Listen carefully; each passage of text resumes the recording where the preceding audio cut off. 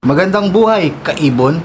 Pag-uusapan natin ngayon ay kung paano magparami ng ating alagang lovebirds or parakeets.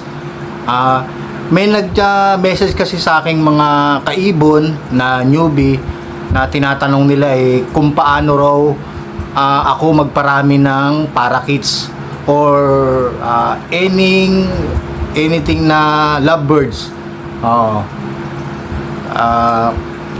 Simple lang naman ang pagpaparami niyan.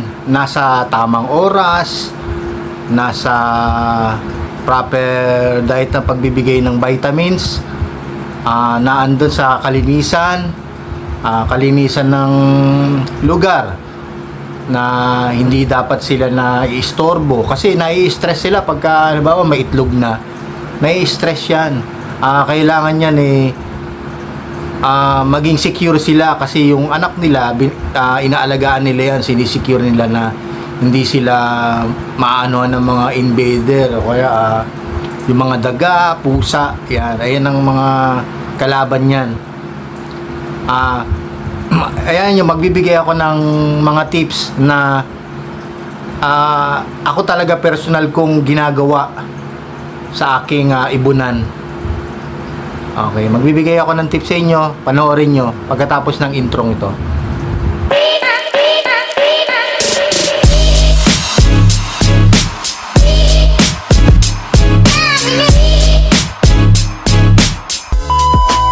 Back mga kaibon, pag-uusapan natin ngayon ay kung paano magparami ng alaga nating parakeets.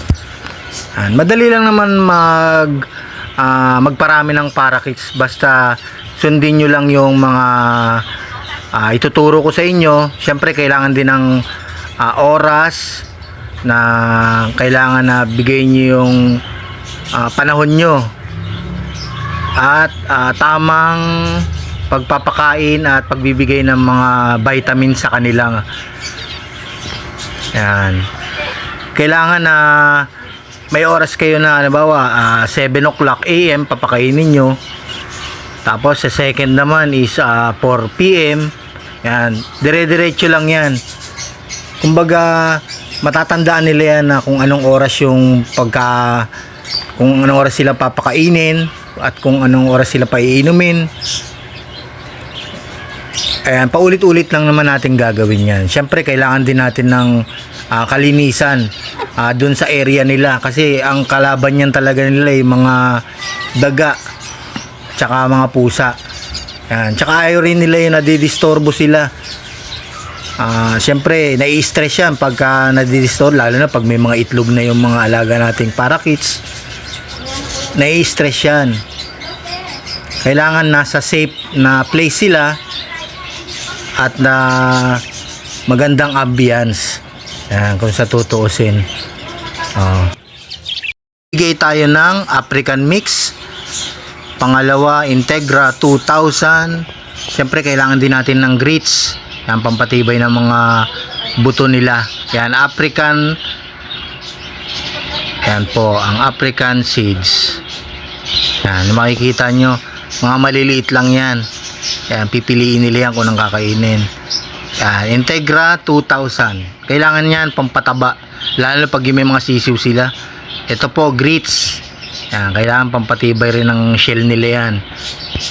Yan, optional lang naman yan na hindi naman sinasabing gayahin nyo. Kasi ako ginagamit ko yan sa ibunan ko.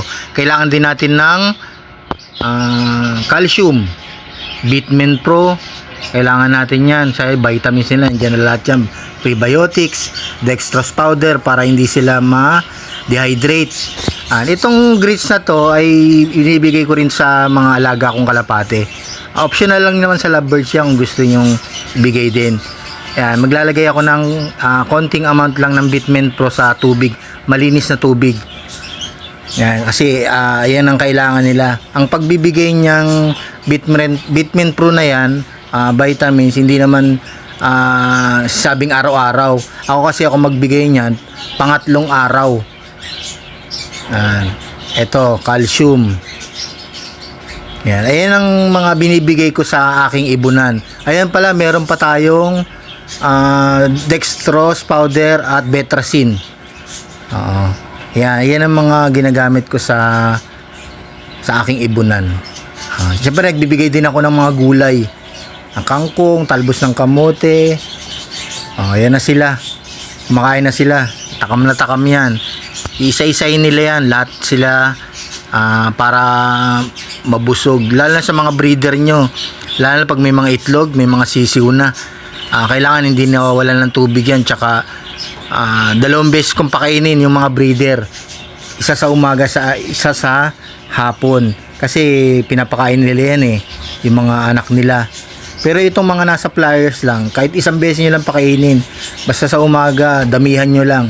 Buong maghapon na yan. Huwag nyo rin aalisan ng tubig. Kasi kailangan nila yan para hindi sila matuyuan. Yung dextrose powder na to, itong Bitmen Pro, hindi ko araw-araw binibigay yan. Every 3 days, tapos plain water na lang na may kasamang dextrose powder. Yan ang mga kaibon. Tatandaan nyo yan. Yan ang ginagamit ko sa aking ibunan. Depende lang sa inyo kung gagayahin nyo ko. O siyempre may mga sarili-sarili tayong mga paraan ng pagpapakain ng mga ibon natin. Pero sa mga newbie, pwede nyong gayahin yung mga ginagawa ko. Yan sa araw-araw. Yung mga pinapakain. Yan, mga pinapainom. Yan, tandaan nyo yan. Nasa oras. Yung sabi ko nga kaganina, bago ako umpisa, nasa oras, tamang oras. Bawa, 8 o'clock AM ang unang pakain nyo. Dadamihan nyo na sa flyer, 1 beses lang. Pero pag sa mga breeder, may mga itlog na at may mga anak, 2 beses sa isang araw. 8 o'clock AM or 4 o'clock PM. Yan. Ayan ang 2 beses sa isang araw. Yung mga breeder lang yan ang sinasabi ko, mga breeder. Tapos lalagyan nyo ng Integra 2000. Mabilis magpalaki yan at magparami. Kumbaga, mabilis niya palakihin yung mga anak nila. Tapos yun, lalaki, tapos lalabas na yan sa nest box. Mag-iitlog na naman uli sila. Ayan ang mga binibigay ko. Kahit naman yung mga veterano na sa pag-aalaga ayan din ang mga binibigay nila. Integra 2000. Depende, may chick booster. Iba-iba yung mga branded na binibigay. Nagbigay rin kayo ng mga kangkong. Yan, kangkong, talbos ng kamote, malunggay, sa kahit anong gulay. Tapos pwede rin kayo maggawa ng soft food, yung magbigay kayo ng carrots, kalabasa, tapos itlog, nilagang itlog. Dudurogin nyo lang yan at ibigay nyo sa kanila. Ayan. Ito, pakita ko sa inyo, breeder to. Yan, kumakain siya. Sarap na sarap siya sa Integra 2000 kasi ayun yung isusubo niya sa mga anak nila Ayan, kita nyo yung lagayan ng pagkain niya. Laging puno yan kasi mayat maya sinusubuan niya yung mga anak nila. Ito namang isa, si Green Boy. Yan. Talagang kinakaykay pa niya yung Integra, diba? Pinipili niya yan, tapos ayun ang ipapakain niya sa anak niya. I-update ko nga pala kayo sa mga anak nila sa susunod na video. Papakita ko kasi hindi ko na sinisilip simula nung last na video ko. Hindi ko na sinilip baka pisa na yung ibang itlog.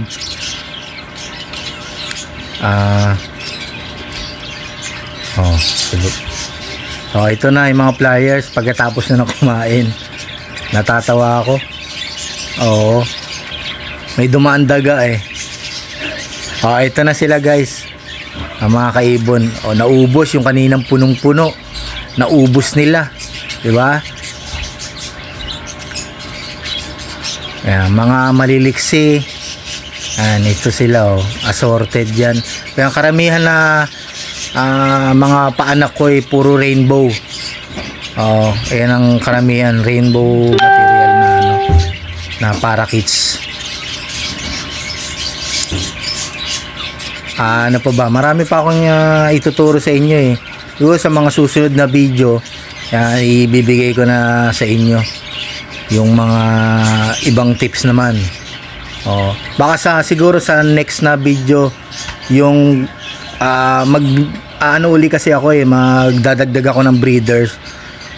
Kaya maggagawa ako ng panibagong breeder cage.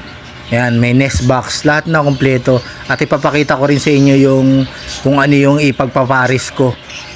Ito, nagbigay pala ako ng kangkong. Yan, tingnan mo, pinagkakaguluhan na nila. Pagkatapos nung seeds, integra, grits na kainin, yung naman, kangkong. Kahit anong gulay niya, pwede. Ito na lang, mga kaibon. Update ko na lang kayo sa mga susunod na video ko. Maraming salamat at sana may natutuhan kayo kahit konti sa binigay kong mga tips. Yun lang muna mga kaibon. Don't forget to like, share, and subscribe. And click the notification bell down below para lagi kayong updated sa mga bagong video natin. So, thank you. Thanks for watching.